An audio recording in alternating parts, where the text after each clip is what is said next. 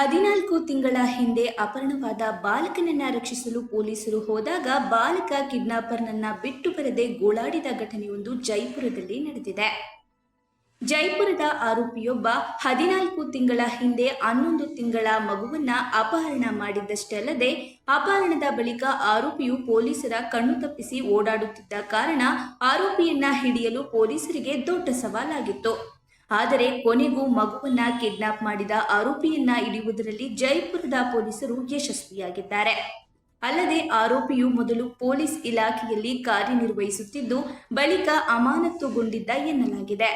ಆದರೆ ಒಂದು ಆಶ್ಚರ್ಯಕರ ವಿಷಯವೆಂದರೆ ಕಿಡ್ನಾಪರ್ನನ್ನ ಬಾಲಕ ಬಿಟ್ಟು ಬರಲು ಗೋಳಾಟ ಶುರು ಮಾಡಿಕೊಂಡಿದ್ದಾನೆ. ಸದ್ಯ ಈ ಒಂದು ವಿಡಿಯೋ ಸಾಮಾಜಿಕ ಜಾಲತಾಣಗಳಲ್ಲಿ ಬಹಳಷ್ಟು ವೈರಲ್ ಆಗಿದೆ. ಇನ್ನು ಇದಕ್ಕೆ ಕಾರಣ ಏನೆಂದು ನೋಡುವುದಾದರೆ ಸಹಜವಾಗಿಯೇ 14 ತಿಂಗಳಲ್ಲಿ ಆತ ಮಗುವಿನ ಜೊತೆ ಒಡನಾಟ ಇಟ್ಟುಕೊಂಡಿರುವುದರ ಸಲುವಾಗಿ ಮಗು ಹಾಗೆ ಮಾಡಿರಬಹುದು ಎಂಬ ವದಂತಿಯಾಗಿದೆ.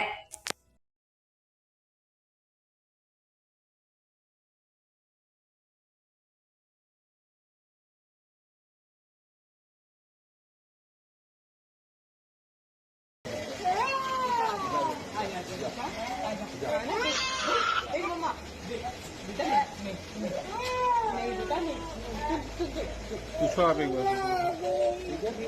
पूछो एक बार, पूछो। आपका बच्चा आपको मिल गया है? क्या नाम है आपका? पति का? कहाँ रहते हो आप?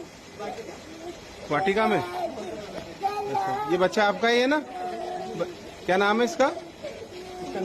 कुकू है ना? अच्छा, दूसरा नाम क्या है?